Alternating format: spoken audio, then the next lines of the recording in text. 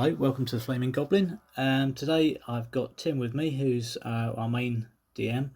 He runs several different adventures, and we're going to talk through some bits and pieces that we've done in the past and what's coming up in the future. There may be some spoilers from Dungeons and Dragons campaigns, from things like Icespire Peak and Ravenloft. So try to listen too hard to those if you're about to play those. But if not, please enjoy. Here's Tim. Hello there. Right, Tim, we started playing Ravenloft last week, or at least a Ravenloft conversion with Advanced Fighting Fantasy 2nd edition. Yes, Curse of Strahd, yeah. That's it, Curse of Strahd. Sorry, you always refer to it as Ravenloft, but that's kind of the universe, isn't it, that it's in? Yeah. That's it. Why has Ravenloft sort of captured you, and why did you want to run that sort of style of adventure? I bought an old second-hand copy of the kind of background world book for Ravenloft from Advanced Dungeons and Dragons 2nd edition many years ago, and just enjoyed kind of browsing through it. There's so many kind of wonderful gothic, spooky ideas and concepts, and even just the description in some of the opening pages of what the world of Ravenloft looks like, with these kind of towering mountains and blazing sunsets and creepy forests and stuff, just really captured my imagination. So it's something that I've been interested in running for quite a long time now. Very Bram Stoker's Dracula kind of thing, isn't it? Yes, yeah, absolutely. That kind of gothic horror, very much. Yeah, amazing. And then within that, there's a lot of other kind of subcategories, depending on which part of Ravenloft the heroes might find themselves in. Okay. But we had, so I bought the Curse of Strahd book quite a while ago, and when we finished our last campaign together, there was a few different options of which campaign we could embark on, and I was kind of, I said I'm enthusiastic about these maybe 3 or 4 different options. Which one are you not interested in? Yeah. And I think most of our players were fairly easygoing, but one player in particular was kind of he's especially into like vampires and gothic horror at the moment, and we said, well, let's give Curse of Strahd a go, which felt a little bit daunting at the time because it's a massive there's just so much scope to it and complexity, but I thought, well, now's a really good opportunity to give it a crack and see what happens. Definitely. Well, it's been fun doing starting off and fun doing it. It's just a little bit different from what we're used to doing, isn't it, really? I used to do sort of the standard kind of, I suppose, medieval style fantasy world of Titan and Port Blacksand and the surrounding areas. As well as we also did the ones with the airship that you did as well. Yeah. Was that based on Dungeons and Dragons? Yeah, so I sort of lifted the concept of the flying ships from the Spelljammer set from Dungeons and Dragons. Again, it was something like going back to my sort of teenage years. I remember the imagery from the AD&D 2nd edition Spelljammer box set was so cool, but I didn't buy it at the time. And even though the reviews of the current sort of 5th edition Spelljammer set weren't so good, I was very kind of light on the sort of ship-to-ship combat material and that sort of thing. I thought I'm just going to buy it anyway and treat myself to it, and if it inspires me to add some cool stuff to our existing campaigns, then that's brilliant, and that's what happened. So our last campaign,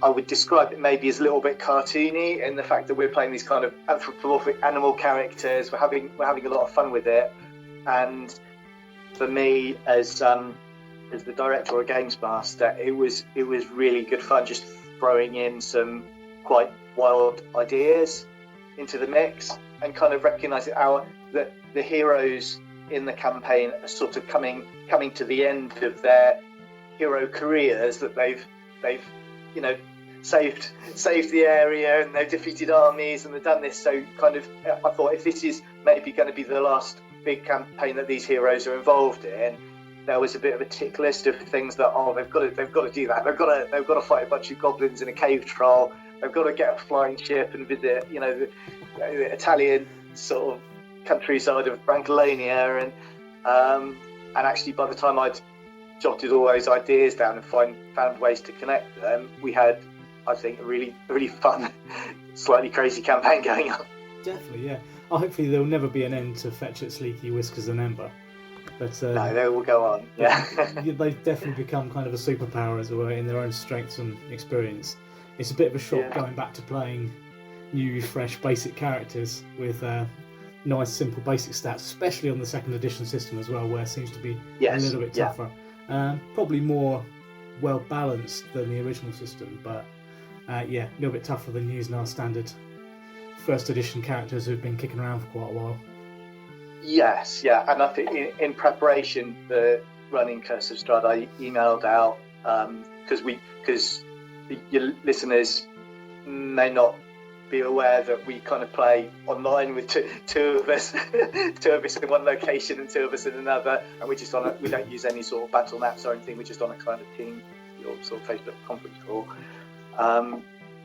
But I sent out a kind of message beforehand saying, when you're rolling up your characters, bear in mind that the kind of weird and wonderful characters we had in the last campaign probably won't fit in so well in the realm of Barovia. So and not to worry all that much about backstory, because I gave away the slight spoiler, which everyone probably knows, is that your characters aren't going to be spending much time in their hometown. They're going to be kind of whisked away to this haunted realm somewhere completely different.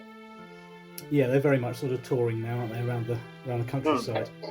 In saying that, you find that between adventures, I'm not really sure what happens to our characters between adventures anyway. We seem to have rooms at the Flaming Goblin in Port Blacksand, or whichever inn seems to be nearby, just enough to top up on strength and stamina. That's right. I mean, some players might be a lot more interested in how many gold pieces they spend on rent and all that sort of stuff. Our group, that's not a big emphasis for us, and early on in our adventures we were able to kind of acquire a stronghold called Craggle Rock that we kind of used as our base, which works well for us. But again, that was one of the kind of triggers that started off this latest campaign, was the fact that the taxman wanted to come and take Craggle Rock away from them, so they needed to kind of go and rescue Edmondo Golden Hand to sort out the tax and paperwork problems before the city-state took back what they'd captured. That series that you did then with the Taxman and Vicente Mansion, that lot, where did that come from? Was that out your head? Was that one shots that you built into a campaign, or was it Dungeons and Dragons conversion, or a bit of everything? No, that was like I say, I think I just started with a list of ideas that I thought I would like for our heroes to enjoy doing this, that, and that, and then sort of drew some connecting lines between them to think, well, how does that all fit together? How can it form a little bit of a narrative without railroading the players too much? And it kind of just kind of grew from there, really. That's fantastic. I mean, it was great fun running it. Like you said earlier, it was a bit cartoony as well. The whole fun of the game of it, and the escape from Vicenti's mansion on the back of a dragon-based carnival float down through the streets of the village and that kind of thing. And it was all great fun. But the way you always carry it across and lead it, I wasn't sure if it was a full-on Dungeons and Dragons adventure that you'd converted, or something that you'd found, or what. But it was all out of your mind, your genius mind. Yeah, it was like I said, it was a bit of a jigsaw puzzle of lots of different elements from different things that I'd kind of stolen or been inspired by, or used or created through random generators. Whether that's like a monster that got created on a random generator website, or using the dice drop method from Fighting Fantasy to create some dungeons. And actually, I think in at least one example, the dungeon came first. I was just playing around with, let's create a fun dungeon, and then when I realised I needed a dungeon for the next part of the adventure, I was able to just swap a few things around, and it slotted in really nicely into the rest of the campaign. So that's definitely a trick that I'll remember for the future. Yeah, I mean, I think I mentioned before that on a couple of episodes how good that very basic but descriptive system is.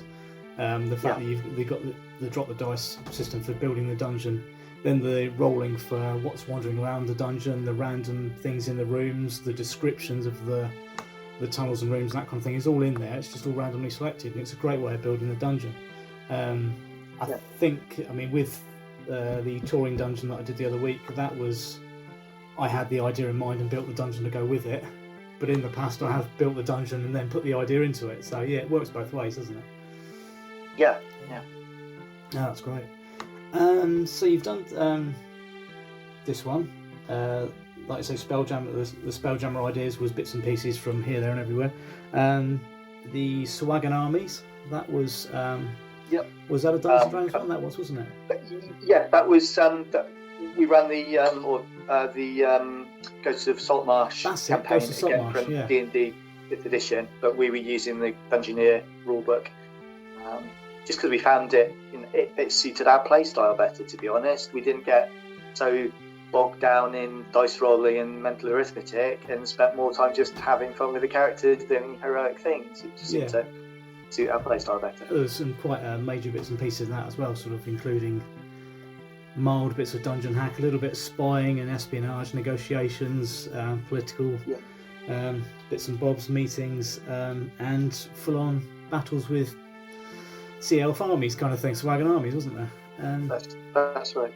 I think if you read reviews that other people have written of Ghosts of Saltmarsh, the general opinion is because it's kind of a collection of different Dungeons and Dragons adventures. It's like a kind of compilation, really. Yeah. Different classic D&D adventures that all have a sort of nautical theme attached to them.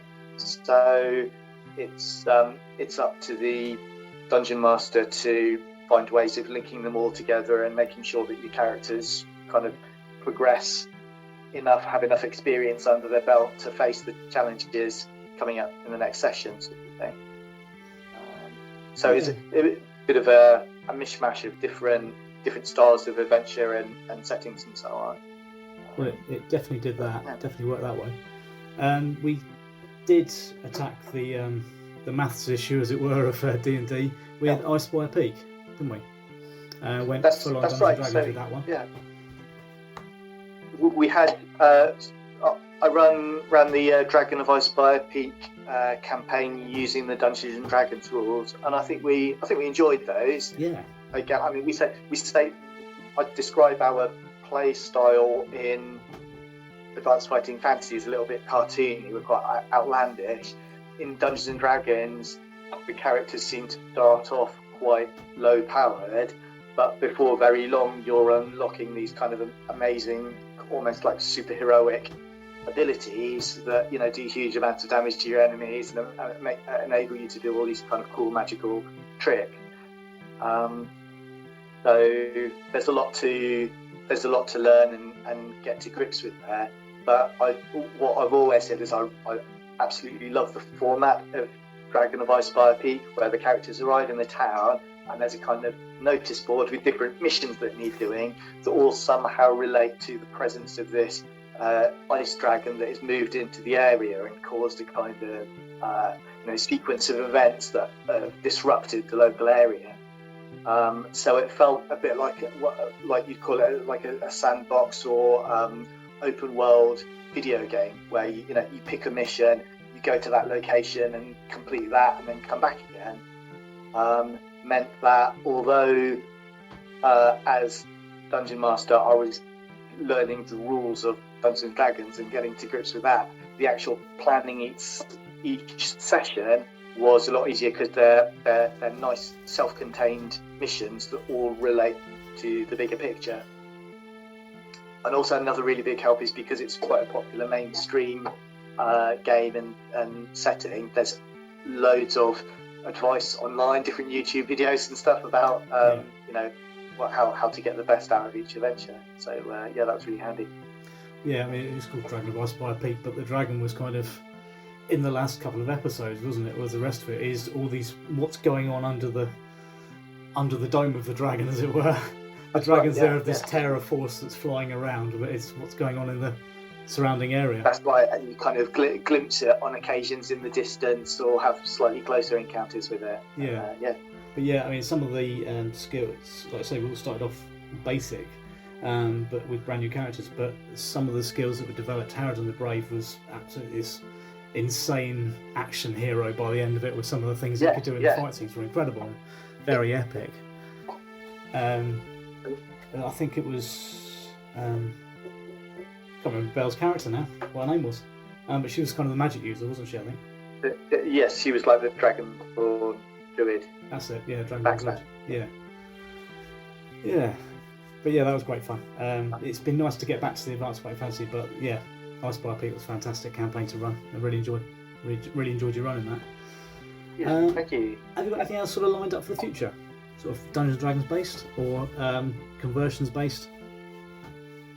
So I think what our plan is at the moment is to do alternate weeks, each running an adventure, isn't it? So that we can gives us as Dungeon Masters sort of extra prep time. So I'll carry on running Curse of Strahd, and we're starting off on Forest of Doom, or Advanced Fighting Fantasy later on this week. Fingers crossed that'll all go well. We're all excited about that. I'm excited to run it. I enjoyed the little one shot the other week, so it'd be nice to. That was kind of a practice run, and hopefully this will, carry on going really well. I had a good read through it. Really loving the way it's been written out, and I think there's sort of little bits in it that kind of give the, like you say about Ice Spire Peak, gives that kind of separate little bits that go off in different directions.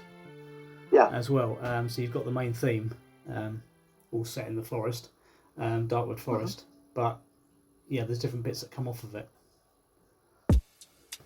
Brilliant. But great. Well, it's been lovely to talk to you, and hopefully I shall see you later in the week for Forest of Doom. Absolutely, I will look forward to it very much. See what our heroes get up to. Great stuff. Right, well, thank you very much for listening, everybody, and hope to return again soon with another episode of The Flaming Goblin. Hope you really enjoyed that. Thanks for now. Bye.